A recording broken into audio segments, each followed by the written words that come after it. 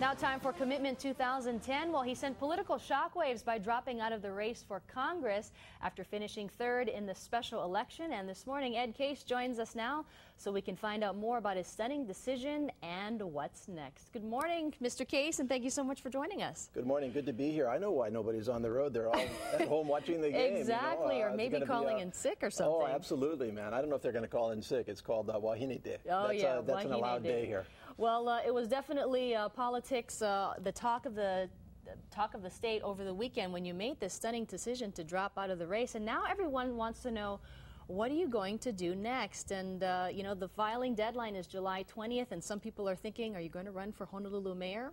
No, I'm not going to be a candidate during 2010 further. I think, you know, I had my run this year, and the voters made their choice, and I made my choice as well. And I think that was the right choice.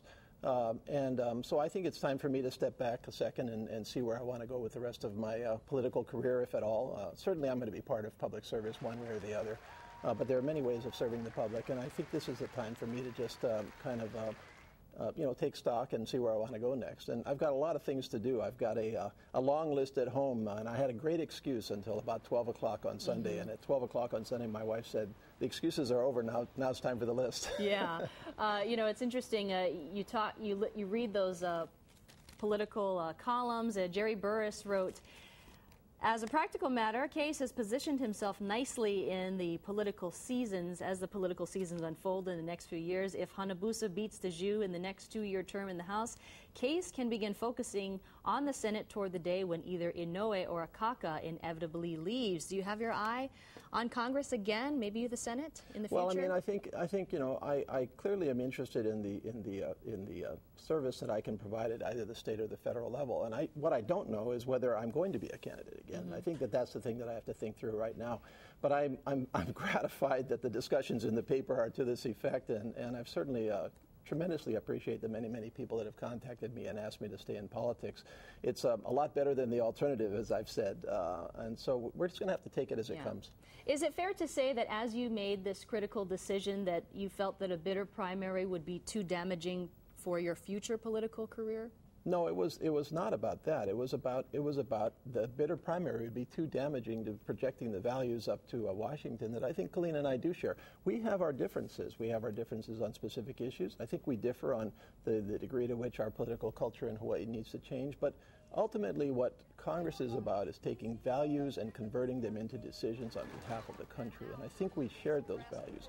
And it was very clear to me that a divisive primary, and it would have absolutely have been a terrible and divisive primary, would have weakened the ability of one of us to take those values up to Washington. And that's really all the decision was about. So the rest of it is kind of speculation that had nothing to do with my decision. Colleen Hanabusa, immediately after the decision, said that she wants to have a meeting with you to talk about getting your supporters to support her. Have you had that meeting yet? No, she hasn't reached out to me yet, and I assume that she will. I think what her campaign, I would assume what her campaign is doing is dealing with a radically changed environment over the next couple of months and deciding kind of where they want to take it, and then as and when they want to reach out to me, I'm obviously going to be here to talk to them. What would you tell them, and what would you tell her if you get a chance to meet with her? Do not take the voters that voted for me for granted.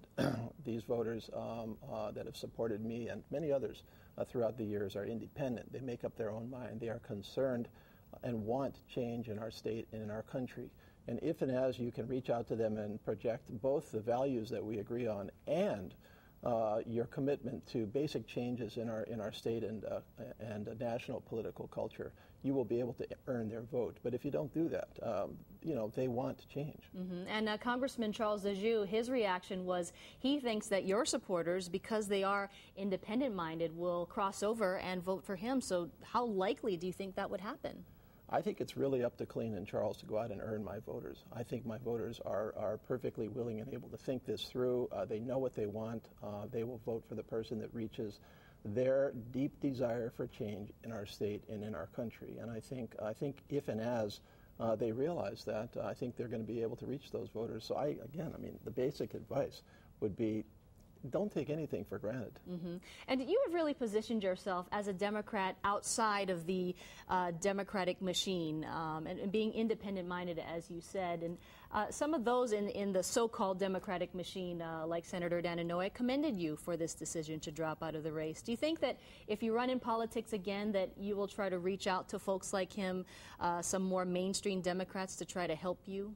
Well, sure. I mean, if and as I do run again, of course I'm going to reach out to all of the Democrats and everybody else for support, because I think that the issues and the changes that I ran on and have been running on for a while aren't going to change this election or next election. I think that these are deep, abiding issues. Are going to be with us for some time. There's a disillusionment in government, and those candidates that understand that disillusionment and articulate it are going to be the candidates that voters support over the coming years. And Charles captured that very well. I mean, you can't deny the fact that with the vote that he got, he understood that. I certainly was reaching out to that, and 70% of the voters voted for it. So we're certainly going to reach out in that direction. All right, Ed Case, thank you so much for joining us. Thank you. And we will probably talk to you again in the future about some other race, I suspect. And we'll be right back. Thank you for that. Well, a lot of people are thinking that. We'll be right back after the break. It is 6:41.